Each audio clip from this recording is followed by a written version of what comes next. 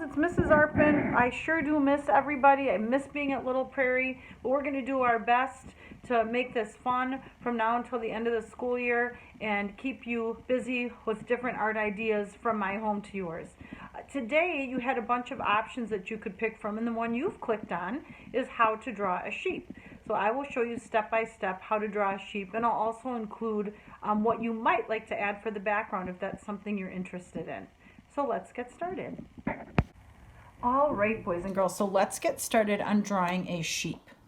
I'm going to have us start over to the side so that you have room to make a body over here on this side of the paper. So you can start about right in this area. So the first thing I want you to draw is a letter U. And that's going to be the bottom of the sheep's face. Now this can be a little bit tricky because clouds can be a little bit tricky, but we're going to draw a cloud-like shape to look like the top of the fleece or fur on the top of the sheep's head. How do we do that? If you make a little line like this, which is like a little smile, you're going to make that same shape repeated over and over again. Now up here, of course, they're upside down. I want to go all the way over, but it's the same shape repeated over and over and over again, and that's like the fluff on the top of the sheep's head. Now we are ready to make some little ears, and a sheep's ears come down like this. Okay?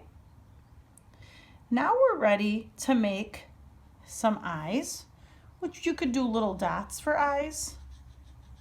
You could do circles around them if you wish. You're good at eyes. You could pick whichever kind you want. Some of you are even good at those little cutie eyes. And then a sheep has an interesting nose. So I want you to make a small line like that and a line down like that. And his mouth is really kind of right in here, so you don't necessarily have to draw his mouth.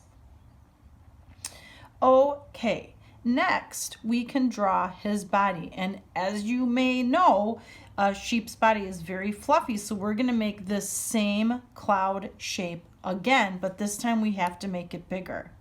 So I want you to think about how you did this, and then we're just going to do it bigger. And I'm going to plan that I want my sheep to be about this big. So I'm going to start about right here, and I'm going to start making those shapes, that repeated shape. So this is going to be my shape. So it's like a rainbow arc, rainbow arc, rainbow arc, arc, rainbow arc.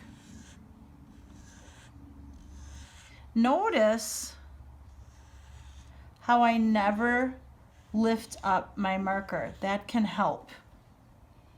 Look at that. That's a cute little lammy, isn't it? They have little tails, and then they have 4 legs. I'm gonna do one here, and those little legs are like rectangles.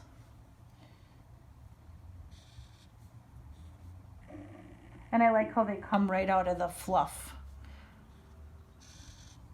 My neighbors, when I was growing up, they had I guess it was a lamb at their house. Are sheep and lamb, are they the same? Somebody's gonna have to get back to me on that. And then they have these little feet. Hooves? Do sheep also have hooves? I should have done my research. I need your help for you to help me decide. Are lamb and sheep the same? And are these hooves? We're gonna have to figure that out. So I'm gonna do a little bit of coloring on my sheep, and then I'm gonna add a background. And then when I'm finished with it, I can tell you a little bit more about what I've done.